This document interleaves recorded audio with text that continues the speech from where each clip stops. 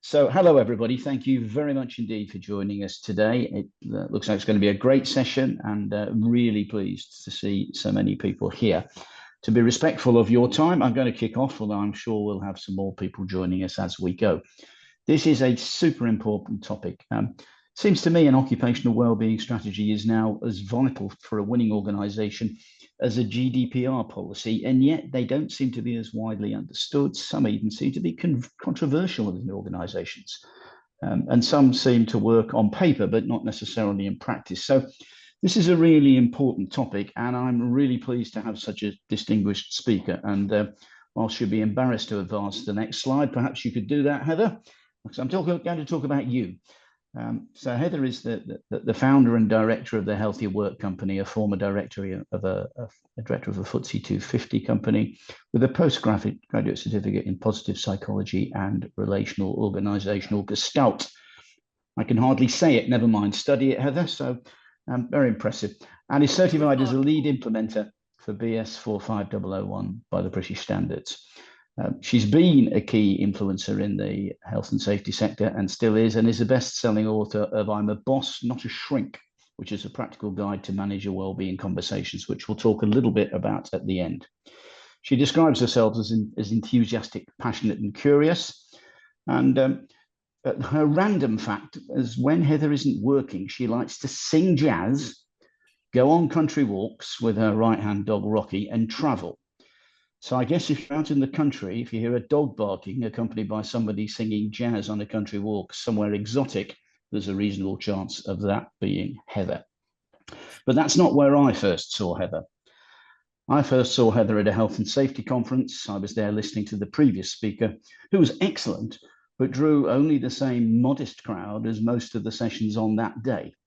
But when that speaker stayed to sit in the audience for the following session, so did I. That was when I had my first experience of the phenomenon that is Heather Beach. And I quickly understood why there was standing room only in this particular session. And I wanted the Thrive audience to hear her. So that was that I extended a personal invitation to Heather to speak today. I don't normally, as COO, interfere in the marketing schedule of webinars, but I did on this occasion, and Ella kindly made space. And I'm delighted that she agreed and that we found a spot so quickly that worked in a helter-skelter speaking schedule. One day another country, another day on a wind farm in the English Channel. And that so many of you signed up to listen. My job was to get Heather the right audience. Tick, I think I've done that. My job now is simply to hand over to Heather to moderate the Q&A session. Please do put your questions in the Q&A section. Guess you can put them in the chat. Ella will transfer them for us into the QA. We'll get to them at the end, and then I'll close the session off. So as I said, questions at the end, if you please. And Heather, I'm so pleased you can join us. Over to you. Well, thank you. Thanks for such a lovely introduction. And I love the fact that you just focused on my strengths, because I have many faults and imperfections too. One of which is that I'm very impatient. And so I actually noticed very recently that I had been relating to the way that well-being was working as it's all wrong, we're not doing it right. But that was because I hadn't recognized that it's a maturity curve, the same as anything else is. So we're going to have a look at the maturity curve later on, which is one that I developed based on Parker Hudson's model, which if you're in health and safety, you'll be familiar with. But we've also got, I note brilliantly, a lot of HR people and occupational health people here today. And it's really good to have that mixed audience. So I have been running healthy work companies since February 2017. And I started out, like most people, delivering a lot of mental health first aid. And that was purely because that was all any organisation wanted us to deliver. And I found it a bit frustrating, not because there's anything wrong with mental health first aid, although there are controversies around it, but because people were putting managers through the course, HR teams through the course, and actually, it isn't a suitable course for a manager, and it isn't an HR course. And I was very keen that people really focused on their managers, because your culture is very much supported by the managers in your organization. And we know that a huge indicator for well-being is how people feel about their manager. The relationship with your manager is fundamental. So we created early on a course called Manager Wellbeing Conversations. It can be run over a day, it can be run over half a day, and some people tell me we've only got an hour. We've also developed it as e-learning, and I've written a book on it as well called I'm a Boss, Not a Shrink. And then we, thankfully, we started getting a lot of traction with manager training, and also a lot more traction with helping people with their strategies. As Martin said, I am hugely curious. I love to know how organizations function. I'm also love to study. And I'm very fortunate that I have a lot of relationships around the industry so I can establish what's working with organizations and also what's not working. And so I'm currently fortunate to be working with Carlsberg globally, building their strategy with them. I've also worked with a number of other organisations, including CBRE and Vertex. And now I'm doing Eurotunnel in English and in French, which is very exciting. I hate and love doing those sessions in French because it's very nerve-wracking, but also I'm getting better all the time. Also, we've done training all around the world as well, not just virtually, but also face to face. And I do have trainers located in different parts of the world as well, so we can accommodate different time zones, etc., etc. So our focus is on wellbeing strategy and consultancy, organizational, psychosocial, or stress risk assessments, manager conversations for wellbeing. We also do run peer-to-peer training, so we can do the Mental Health First Aid England course, but we've also written one with Highfield, which is tailorable. And I think tailoring it to your organisation is fundamental. So now, what do we see as the common issues with wellbeing initiatives? Well, if I have one conversation with customers regularly, it's, Heather, we've done some stuff in wellbeing. It's probably more a lot of interventions. It's less of a strategy, but we don't really know whether it's working or not. So that is probably the biggest thing that people say to me. That, and we want to relaunch our mental health first aid program. We're not quite sure where we're going with it. So those are two things that people come to me with most frequently. And the first thing I ask is, okay, what were you trying to achieve? And generally people don't have an answer about what they were trying to achieve. They did it because it was the right thing to do, because lots of other people were doing it, and they haven't really set out what they need in their organization and what they want to achieve. And then we go back to first principles and we think, well, what do we mean by well-being? Because as we're going to see in the slides here, it means very different things to different people. And especially when we think about individual well-being, we tend to get on our own hobby horse. So my hobby horse is probably psychological well-being. Somebody else's might be fitness. Someone else's might be nutrition. And we tend to then go into our own specialism and try to actually foist that on people, as it were. And in fact, I don't think that's necessarily our business. So we're going to have a look at what the definition is, what we actually mean by well-being to start with. Then, as I said, they generally don't set out what they want to achieve in the first place. So if you haven't set out what you want to achieve, then you can't measure it. And if you're not measuring it, you don't know if you've been successful. So there are certain things that are very measurable in this area. And another thing that people ask me frequently is, well, Heather, what should we measure? Well, there are probably about 15 things you could measure. It's what you want to achieve. So there's no one size fits all when it comes to this, although there are certain commonalities between what people are trying to achieve in this area.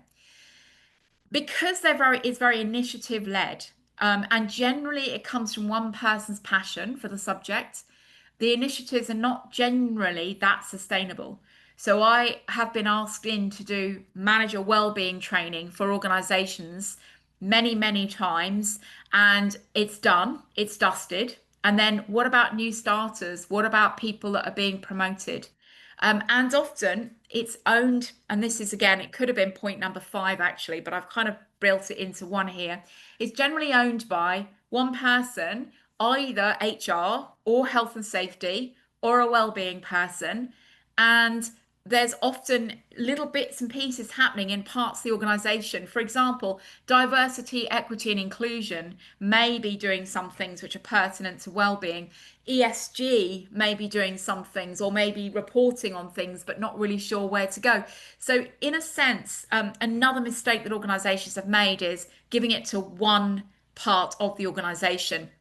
That doesn't mean that you don't need one person to coordinate and project manage, because obviously that makes life a lot easier. But the inputs to that strategy has to be from multiple parts of the organization. And you do need to think about sustainability of whatever initiatives you're bringing in. So are you, for example, looking at a train the trainer program, or are you looking at doing some e-learning or some videos that rather than just getting somebody in, one hit wonder, face to face, everybody's sheep dipped, and then off we go. So we need to think about sustainability as well.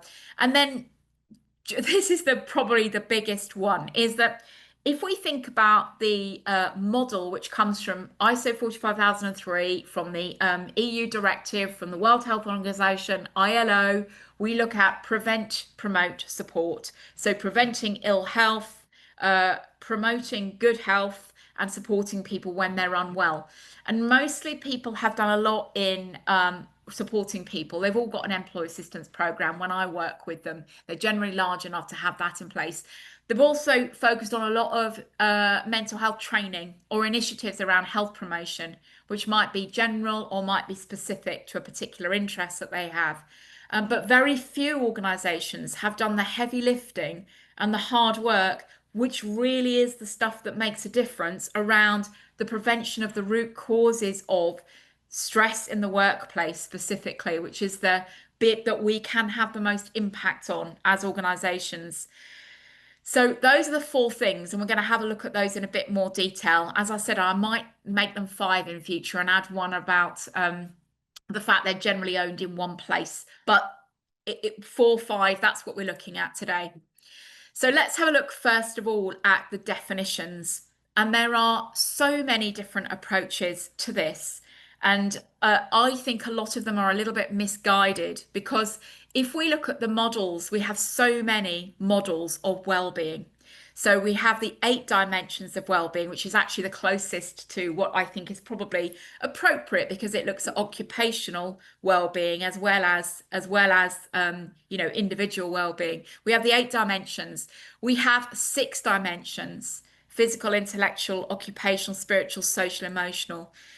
We have PERMA, which comes from Martin Seligman, who was the founder of positive psychology.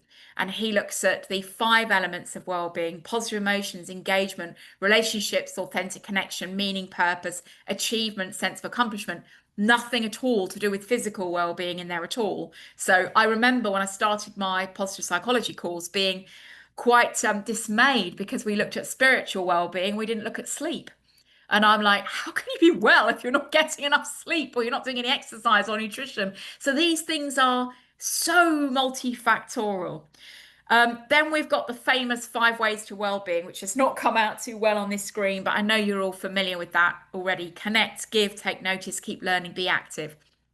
So introduce these 5 simple strategies into your life and you'll feel the benefits. Yes, you will, as you will by incorporating another different 5. Because every single one of us is different. And yes, there's evidence behind these, but there's also evidence behind an awful lot of initiatives coming out from positive psychology, for example.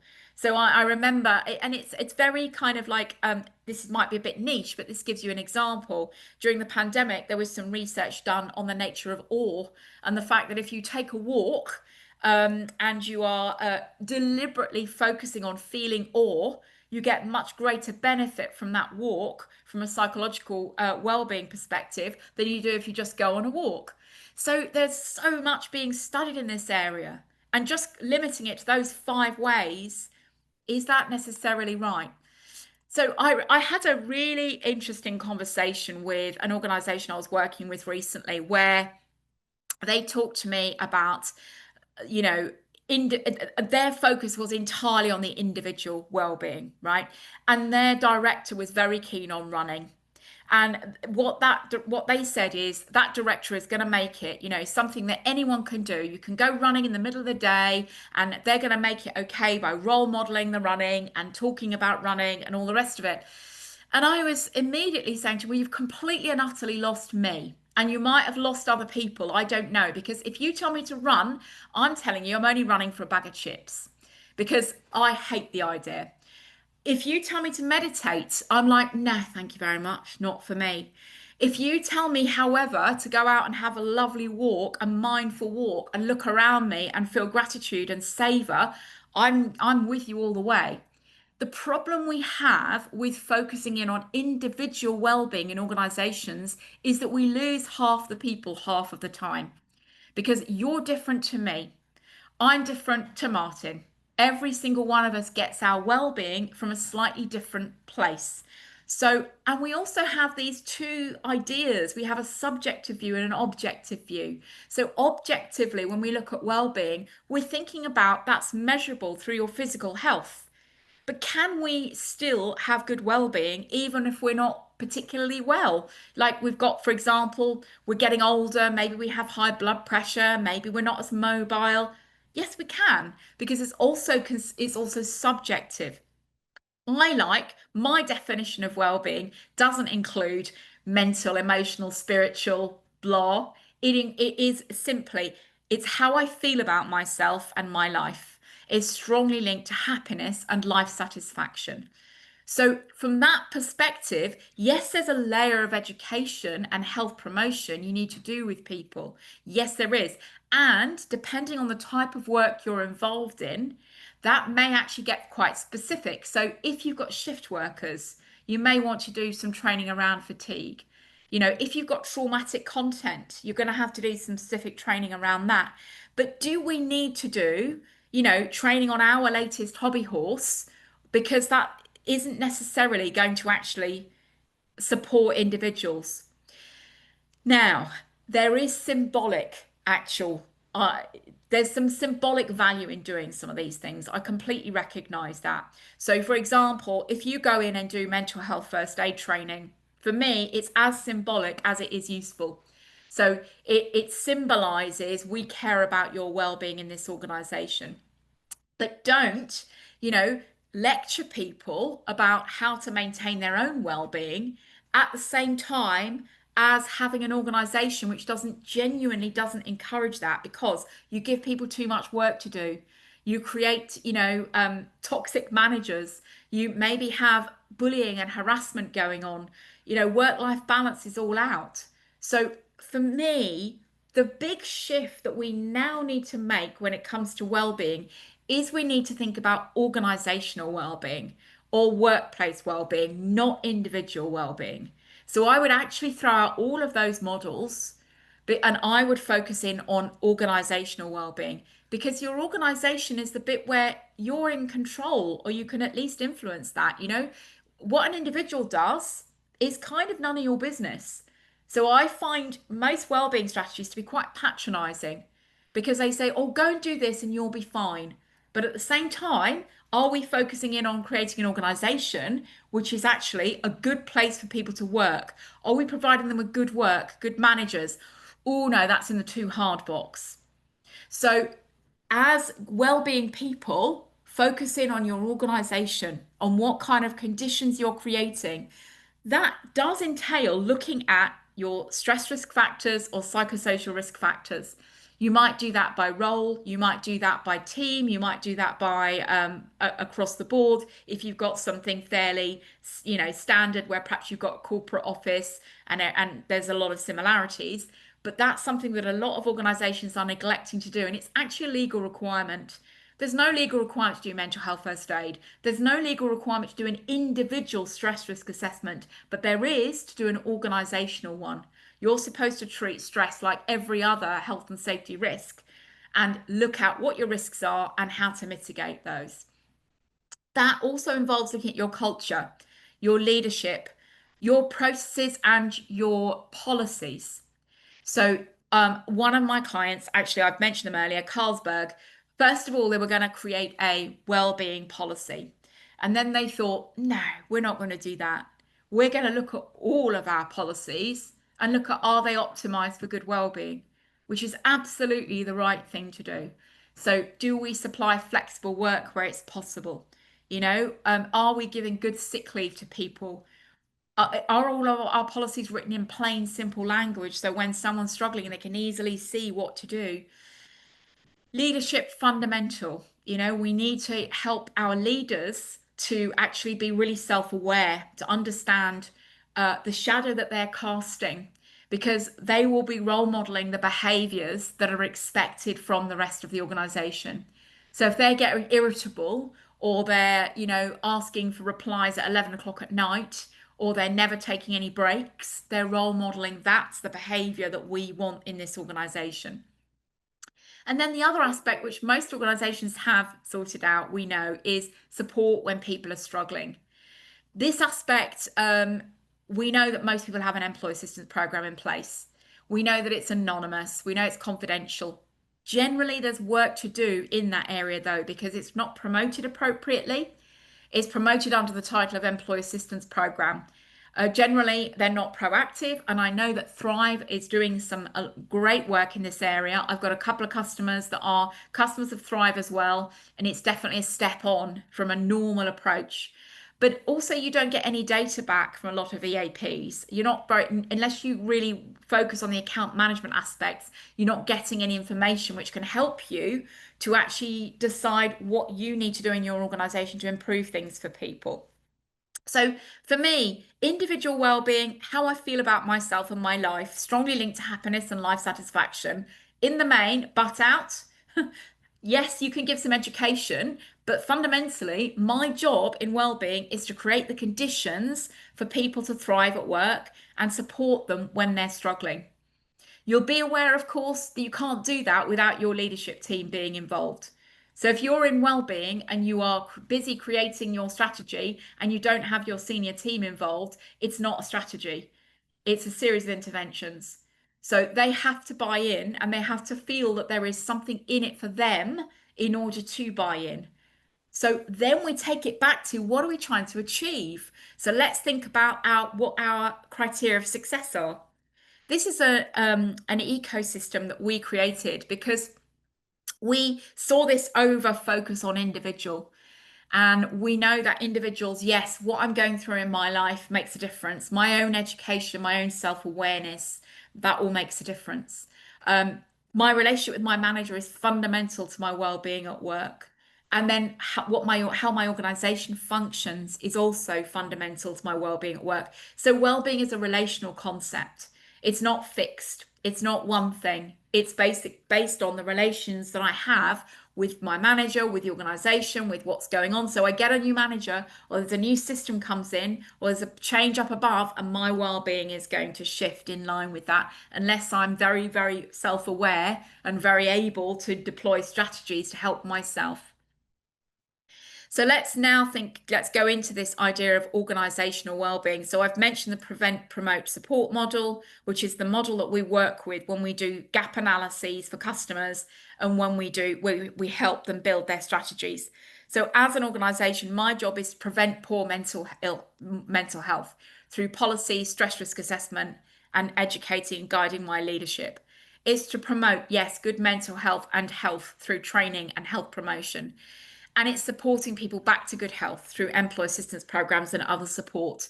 So behind this, we have a sort of a table which looks at all the things that you can have in these areas. And then we go through and we look at it with you and say, what's the most important? What do you have? What do you not have?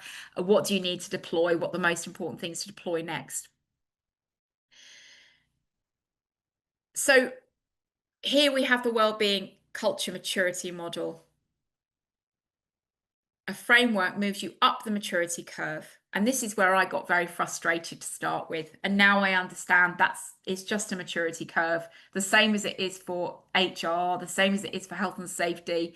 So most of my customers sit somewhere between awareness and proactive. So they've got the reactive stuff in place. They've already got an employee assistance program or some counselling. They've got mental health first aid. They've got occupational health. Some even have online GP provision.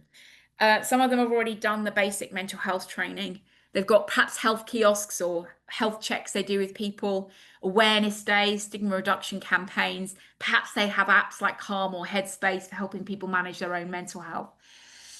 Then some of them have done some of these proactive things. They have manager behaviors and training. They've done manager conversations training. They've done training about how to create environments of psychological safety. They've done senior team engagement. And perhaps they've looked at some of their demographic risks. Fatigue is an example of that, and done some training around that. They may have a basic organisational stress risk assessment. Perhaps that's been a desk exercise that's been done between the health and safety person and the HR person, or perhaps it takes the employee engagement survey and has built that into a stress risk assessment. And they have some form of organisational framework. Perhaps it's not promote, support, but perhaps they have some form of framework around wellbeing. Once you are into that generative idea, you are reporting in line with your business risks and opportunities. So if, for example, one of your business risks or opportunities is recruitment, we want to recruit the best people here, you'd be looking at that. If you want to retain talent, you'd be looking at that. If you want to reduce your sick leave, you might be looking at that. If you want to increase your engagement scores or your net promoter scores, you might be looking at that. Policies have well-being at their core, a bit like I shared about Carlsberg earlier. All of your policies have been reviewed in relation to how good they are for people's well-being. Your senior team is involved in that well-being strategy, and they're getting reports in the same way as they're getting a health and safety report on LTIs and all the other stuff. They're also getting reports on the key measures, the key indicators that you've agreed around well-being. And your cultural programs are integrated. So your HR, health and safety, EDI, and ESG programs all refer to each other. So you don't have different silos operating in different places. Again, if you want a copy of this, my email address is coming, will come at the end, and I'm very happy to send you this. And you can also argue with it. So let's go back to the business risks and opportunities that we're trying to solve. And let's go back to the concept of organisational rather than individual well-being. So why? Let's start with why we're doing this in the first place. Because a lot of what we did early days was it seemed like the right thing to do. We want to destigmatise these conversations. And I think we've had some success in that already. We want to educate people on how to manage their own well-being better. Well, again, if the groups that I go around and talk to are anything to go by, we've had a lot of success there, because the question that I used to ask when I started, which was, what's important for your well-being? What do you do regularly? People used to look at me when I was slightly mad when I asked that before. And now it's just a normal question, which we all know and have thought about a lot more. However, if it's down to some of these things on this list, we're probably not succeeding at all, because as we all know, our sickness absence, certainly in the UK, is very poor indeed, particularly our long-term sickness absence. We know that a lot of that is caused by stress and mental health issues. Our engagement is very low around the world. It's an issue, a massive issue, engagement. So we might want to improve aspects of our engagement scores. We might want to improve management, communication, or our net promoter scores. We might want to improve our safety record, because if we're not well, if we're anxious or stressed, we're not safe. We might want to reduce grievances or tribunals if we're in that sort of space. We might want to become a more desirable employer globally. We might want to improve our ESG reporting. So where are the aspects in your organisation that you want to impact, which is why you're spending money in this area? Why are you spending the money? Have a look at what you want to achieve from a business perspective, as well as, yes, it's morally the right thing to do. What else are we trying to achieve? Because then we can measure. I'm just going to give you a small flavour of some. So I've only been really working with customers on this since 2020. And it takes a little while for some measures to come in. However, I do know that within a year, some of the customers that we work with have had quite a significant impact on some of the measures they've set out to achieve. So one of my customers had actually got very, very poor long and short-term sickness absence. In fact, their long-term sickness absence was so poor that their group income protection policy price had gone up so far that that was a big reason for them to embark on a systemic wellbeing policy. And what has happened is that their days per absence has dramatically decreased. So they're still getting the numbers of people taking sickness absence, but the days per absence has decreased dramatically. And that's mostly due to two things. One, manager training on how to have those conversations, return to work interviews, that sort of thing, and more proactive support options for when people are struggling. So along the lines of what Martin's organisation supplies. And that was measured by their sickness absence systems. This was another organisation I worked with 3 years ago now, and their employee engagement survey showed that their managers were seen to be entirely performance driven. There was very little care shown, and they wanted to improve the care scores. And the year after we'd run the manager training, the scores for care were the second best results. So they had already made a massive difference in that area just by investing in some manager training. And then this was another organisation where the key risk that they saw was burnout and overwhelm. So people were off with too much stress.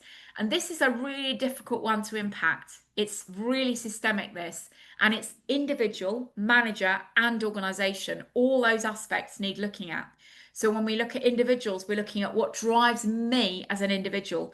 I know I'm a bit of a control freak, a bit of a perfectionist. I'm a people pleaser. So I'm very, very driven to becoming overwhelmed. And a lot of our workforce are like me, and we're valued because we do good work and we do a lot of it. And therefore you want to hire people like me. However, I'm susceptible to burnout. So we work on the individual level, also the manager level, and also the senior teams and the processes. And we have made a massive impact within that one organisation. And that was measured by a bespoke survey that we put out because it was such a big issue for them. So moving on, I said that initiatives are not sustainable. So there's two aspects of this that I want to unpick here.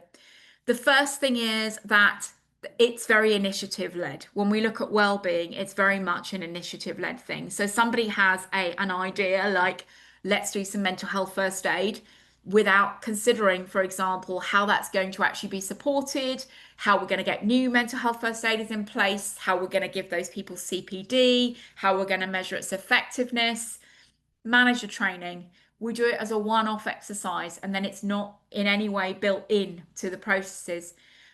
Stress risk assessment, if you're doing it at all, you might be doing a one-off exercise once a year. And actually, you could build it in. If you, for example, get your managers to collect it ongoingly, or a wellbeing champ to collect it ongoingly, or you have a system like Thrive where you're collecting information really regularly, which can input to your stress risk assessment, you've then got a much more sustainable approach. I've said things like looking at training sustainably. There's nothing better to my mind than face-to-face training. However, to make it sustainable, you might have to build in some e-learning, some videos to cover the basics. Train the trainer is another approach if you want it to be a face-to-face thing, but create a shared language around it as well. Building well-being into your policies makes it more sustainable. And then also, and this moves on to the sort of the second part of it, is make it a shared responsibility. So again, it doesn't belong to one person. You may well have a well-being lead. That might be your health and safety person. It might be your Oc Health, might be your health and safety, your HR person, might be a well-being lead, but it doesn't belong to them because well-being culture is written into the DNA of your organization. And a number of functions need to come together to discuss it. So in my view, the best thing you can do is have a senior committee and a more junior one. So your senior committee would be made up of everything on that list that you have internally: HR, health and safety, a senior leader from a stress producing part of the organization, internal comms, DEI, occupational health, ESG or CSR. You might have unions, as part of it, and your wellbeing lead. So create the strategy at that level, but get input from your wellbeing committee, who may be your trained mental health first aiders or wellbeing ambassadors or wellbeing champions, or may just be a representative committee from around the organisation. But to create that sustainability, you can't give it to one person and expect that one person to do it all, because they can't impact these other areas which are fundamental to culture. I've already mentioned promotion and awareness focus. So a lot of what we see is interventions that are focused around training people to look after themselves better, or to have, an understanding of their own mental health. And yes, there is an aspect of that which is important. We need some basic mental health awareness training, stress prevention training for sure. But as organisations, back to our responsibility is to prevent the root causes of poor mental health, insofar as that is in our control. Now, we know that obviously poor mental health, stress is not just about work, it's also about what's going on in your personal life. Quite often, we see the two coming together. I know in all the cases of stress that I've managed over the years, there's always been something going on personally and something going on professionally. The two things have just clashed. The straw that broke the camel's back was probably that piece of work, or that bullying manager, or whatever it might be. But all we can control is the aspects around the workplace. How can we create a workplace which is allowing people to thrive, or as a minimum, not creating more stress for them? And there are things that we can do in this area. So firstly, we want to look at our engagement survey, and we want to look at our employee assistance program usage. We want to look at doing a stress or a psychosocial risk assessment, an organisational one. As I've said earlier, that's the responsibility for organisations to do a psychosocial or stress risk assessment for your organisation. So focus on your responsibilities. Your responsibility is stress prevention, it's leadership, it's policies, it's supporting people when they're unwell. And yes, promotion is good and important, but it's not the only thing, which is where we tend to be focusing. So why do a wellbeing framework? Well, it helps define what you want to achieve, to what standard, and what you want to measure. So when I say to what standard, are you intending to be one of the world's or the UK's best employers? So in which case you need to be thinking about how you're going to attract those people, and actually you want a gold standard approach to everything. And what you want to measure, that will depend on what you want to achieve. So I've shared earlier, you might want to improve the care scores for your managers. That's something you can measure. You might want to improve your sickness absence. That's something you can measure. There are numerous things that you can measure in this area, but focus in on those things that you want to achieve. Some of my customers take from their employee engagement survey, they take a few factors and they call it their mental health or mental wellbeing index. And then they can score themselves against that every time that it's done. Another reason for a wellbeing framework or a roadmap is it creates a sustainable approach, because you have to get your senior team to buy into that without duplication of effort, without going off and, well, this is my hobby horse, this is my hobby horse, this is my one. Create a shared language, and you don't have the duplication of effort. People are not operating in silos.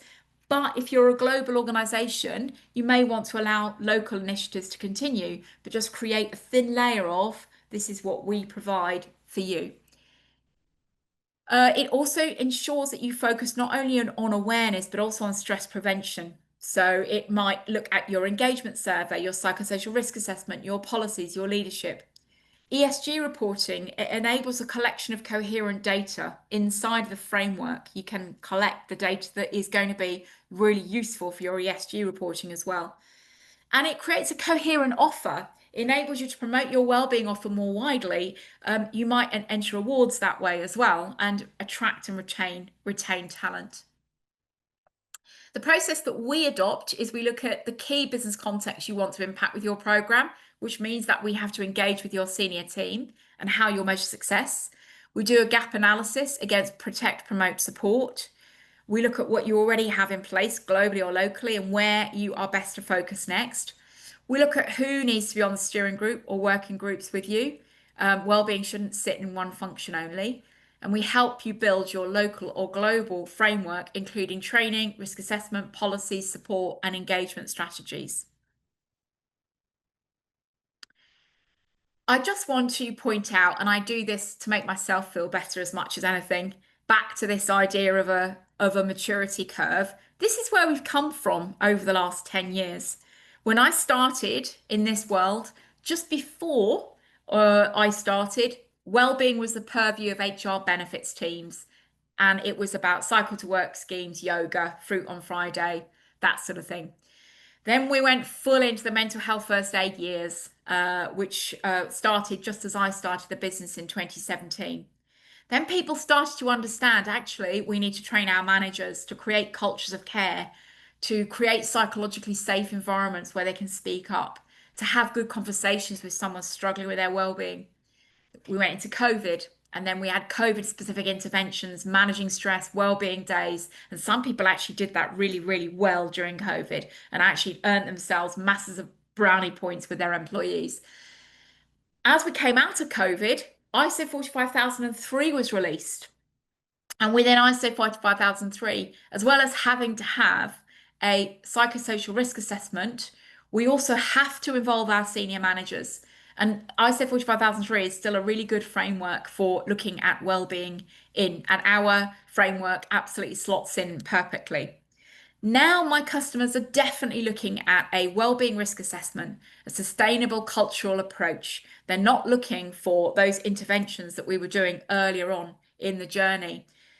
And I think we've moved from physical health to mental illness destigmatization to looking at how well-being can be an enabler for our business, how it can really support our business to thrive and our employees to thrive. Well-being is about culture. This is a model that we came up with Carlsberg because they wanted to build two models together. So support, prevent, promote, support, and also this model where we look at employees, teams, leaders, and organizations.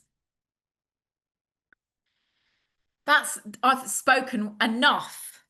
Back to you, Martin. I better come off mute then. Absolutely brilliant. Thank you very much indeed. That was really good. And we've got some great questions in here. I have to say my initial responses, I saw there in 45 minutes the equivalent of what I normally get out of 44 or 5 other webinars. So I thought it was really good.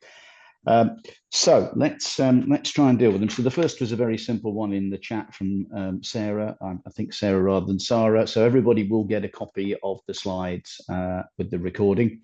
So that was straightforward. And then we had a question from Patrick in the Q&A. And Patrick says, Heather, how does one bring up these issues on processes being in plain written language in order to optimize work and well-being rather than focusing on results/performance? It's a great point, Patrick. I mean, I think it's really fundamental to review the way your processes are written. I mean, one thing that it depends on where you're sitting, and I don't know what your role is. If you're anything to do with HR, then it's easier to do that, isn't it?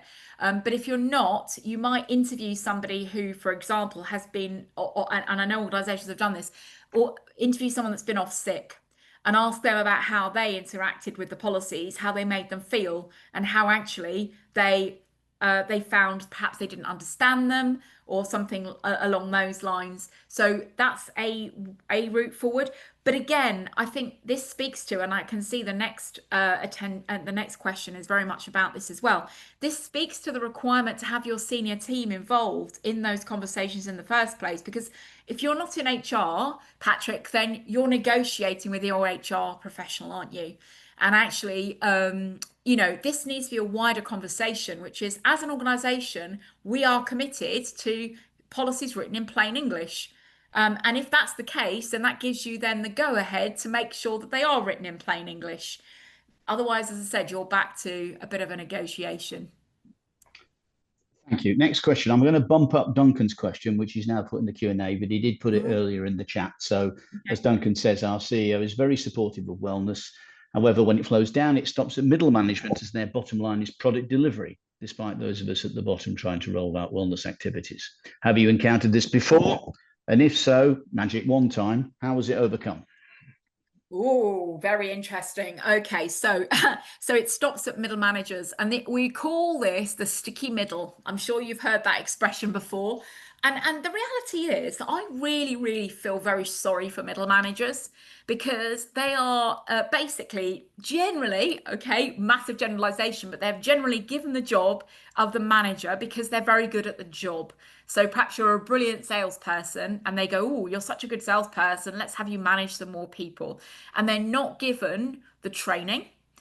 And more importantly, they're not given the time to actually distance themselves from the role of doing in order to be able to coach, to listen, to prioritize with people, to delegate appropriately. We're asking managers to continue doing the day job and to actually take on the manager role as well.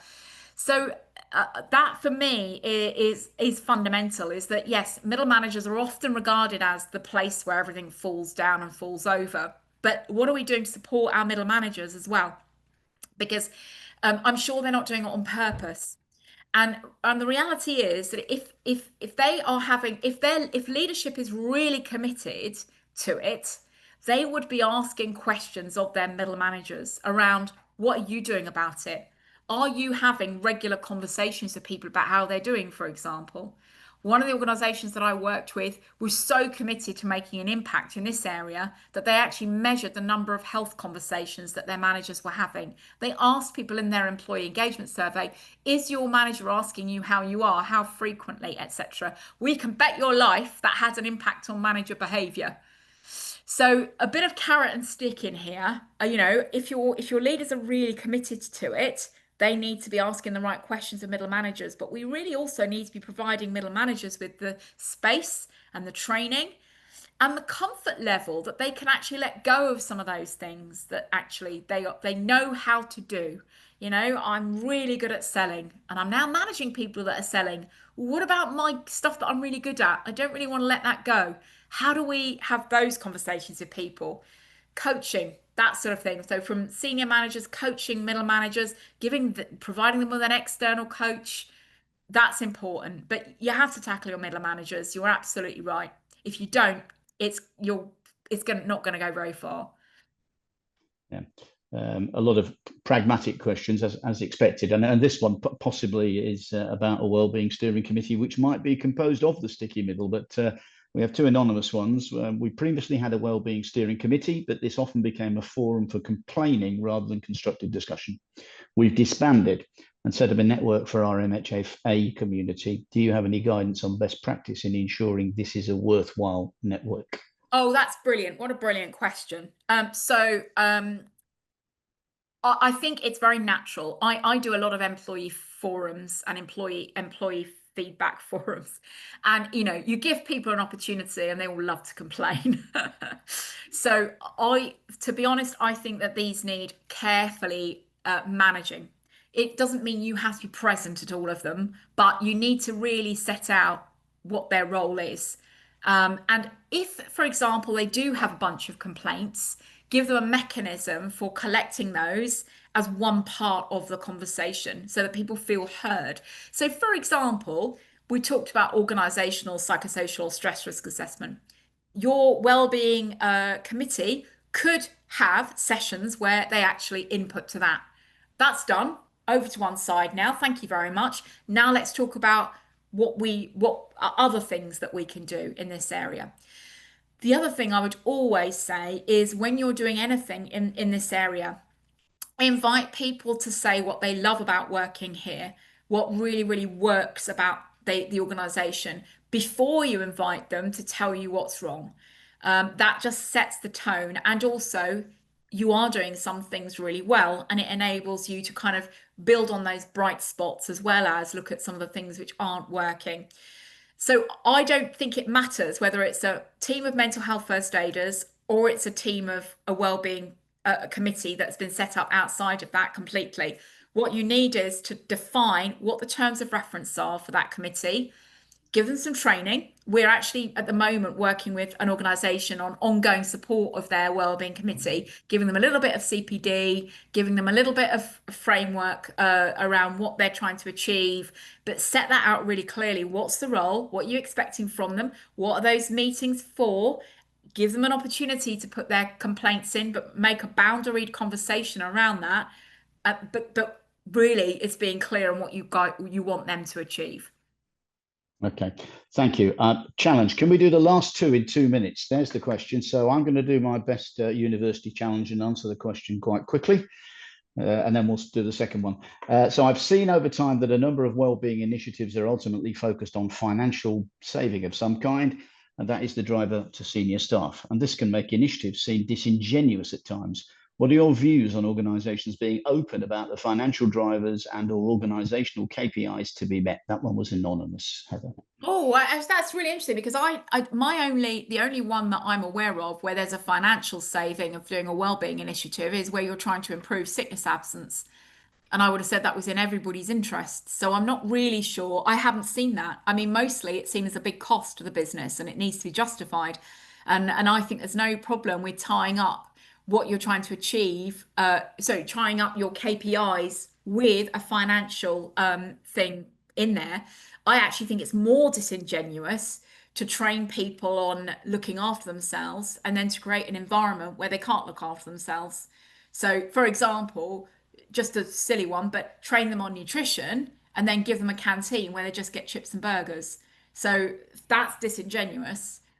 Or train them on good mental health and have terrible managers who put loads of stress on people. That's disingenuous. So interesting question. Great question. Or in our case, you can have time off for a doctor's appointment in the day, but you can't have time off to see a Thrive therapist. Anyway, last question from John Picken. We might be able to squeeze Ken's in if we're very quick. We've got an extra one. Not going to allow any more after this in the interest of respecting everybody's time, but they're both short questions. John was, with your client work, do you have a sense, Heather, of how much long-term absence is due to NHS waiting lists? What can employers do in these instances? John, I'd love to be able to tell you that I have an answer to this one, but I don't. I'm absolutely fascinated by the long-term sickness absence that we are seeing in the UK. And I think it's so multifactorial that I can't even, when I think about the lack of hope in this country at the moment, and I think that's a big part of it. I think that people are faced with financial uncertainty.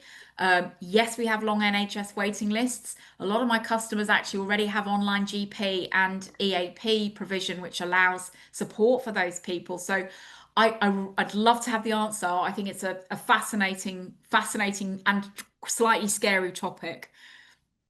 Cool. And I'm pleased Ken's question because it's there, and it's going to be the last one because it was one of mine. Hi, what would you suggest is the best way forward when leaders are speaking of well-being, but in reality, it is not the reality, but being used as a tick box? Oh, Ken, what a lovely question to finish on. I would basically ask them, what do they see as well-being? What are they trying to achieve with what they're talking about? Because probably they won't really have too much of an answer there, because if they're really committed to it, they will understand that their job as a leader is to create the conditions for people to thrive in the organization, and that they have a huge personal impact on that. If they're just playing lip service to it, you should be able to see that very quickly. And also, you can get them. What's going to come around later, I think, on the follow-up email is a link to our questionnaire that we ask, which allows you to score yourself so you can see where you sit on the wellbeing maturity curve. And you might want to ask them to fill that out, for example, so that they can see where they are and what they're not doing or what they are doing.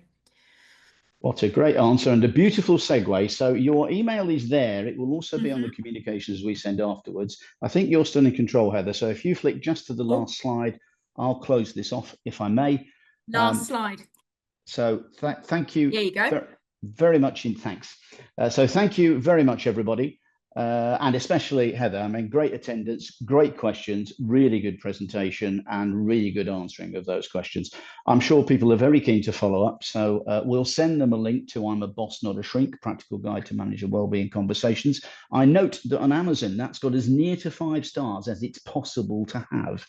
So I think that says everything. But as friends and family, Martin.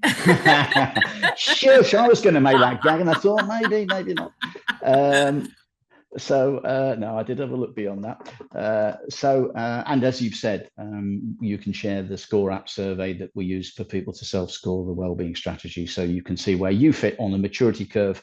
And Heather, I'm delighted to say, if you mention you've been here in your email, would like to offer a 30-minute consultation, no strings attached, for anyone who would like to review their strategy with Heather.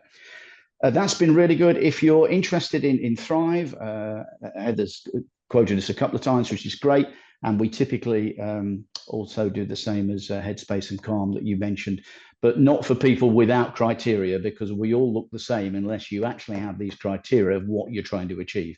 And if you're trying to achieve something and you want to go more than a tick box and you want the management intervention to make this an iterative process, that's where we'd love to help. Anybody that's looking at any of these areas seriously, we'd love to have a discussion.